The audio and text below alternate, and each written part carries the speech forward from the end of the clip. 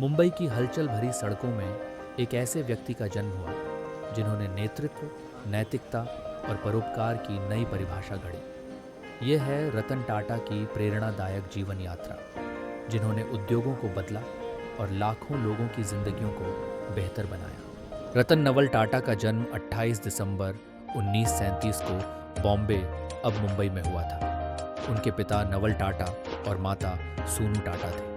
माता पिता के अलगाव के बाद रतन टाटा का पालन पोषण उनकी दादी द्वारा किया गया, जहां उन्होंने परिवार के सख्त मूल्य और टाटा समूह की विरासत को नज़दीक से देखा।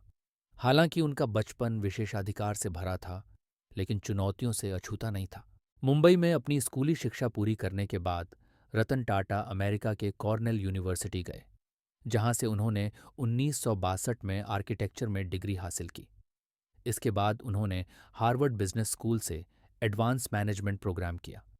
लेकिन विदेश में बसे रहने के बजाय रतन टाटा ने भारत लौटने का फैसला किया, जहां उन्होंने अपने करियर की शुरुआत टाटा स्टील प्लांट में एक साधारण कर्मचारी के रूप में की। रतन टाटा की टाटा समूह में एंट्री आसान नहीं थी। उन्होंने टाटा स्टील के फर्श पर चूना पत्थर हटाने जैसे काम से शुरुआत की, जहां उन्होंने उद्योग की मूलभूत बातें और मजदूरों के संघर्षों को समझा। कुछ ही वर्षों में उनकी प्रतिभा ने अपना असर दिखाया और अगले कुछ दशकों में उन्होंने टाटा समूह में ऊंचाई पाई। 1991 में रतन टाटा को टाटा सन्स का चेयरमैन नियुक्त किया गया, जो टाटा समूह की होल्डिंग कंपनी है। रतन टाटा का नेतृत्व तब आया जब भारतीय अर्थव्यवस्था में बड़े बदलाव हो रहे थे। उनके सामने चुनौतियां थीं, लेकिन अवसर भी। उनके सबसे यादगार योगदानों में से एक टाटा समूह का वैश्विक बाजारों में प्रवेश था।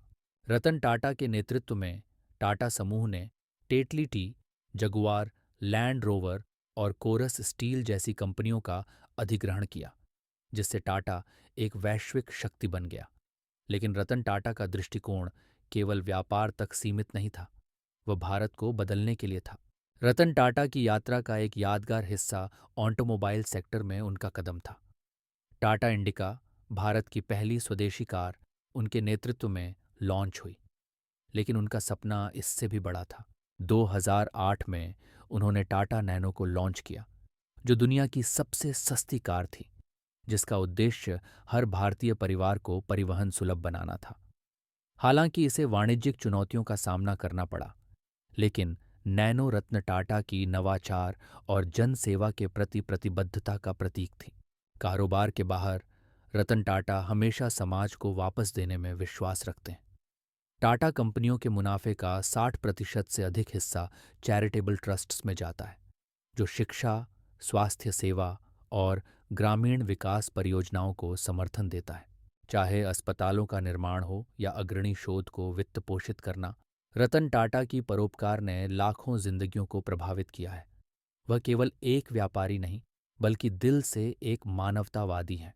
2012 में रतन टाटा टाटा सन्स के चेयरमैन पद से सेवानिवृत्त हो गए, लेकिन उनकी दृष्टि और प्रभाव आज भी टाटा समूह को आकार दे रहे हैं। सेवानिवृत्ति के बाद भी वह युवा स्टार्टअप्स के लिए एक सक्रिय मार्गदर्शक और निवेशक बने हुए हैं। उनकी विनम्रता, मूल्य और उत्कृष्टता के प्रति समर्पण ने उन्हें एक वैश्विक आइकन बना दिया है। वह न केवल अपनी व्यावसायिक उपलब्धियों के लिए, बल्कि अपनी करुणा, ज्ञान और ईमानदारी के लिए भी लाखों लोगों को प्रेरित करते हैं। एक साधारण शुरुआत से लेकर दुनिया के सबसे सम्मानित उद्योगपतियों में से एक बनने तक रतन टाटा की जीवन यात्रा इस बात का प्रमाण है कि दूरदर्शिता, नैतिकता और मानव सेवा में कितनी शक्ति है। जैसा कि उन्होंने एक बार कहा था, मैं सही निर्णय लेने में विश्वास नहीं करता, बल्कि निर्णय लेने के बाद उन्हें सही बनाता हूँ। ये कहानी है उस व्यक्ति की जिसने न केवल व्यापार खड़े की, बल्कि एक राष्ट्र के भविष्य को भी आकार दिया।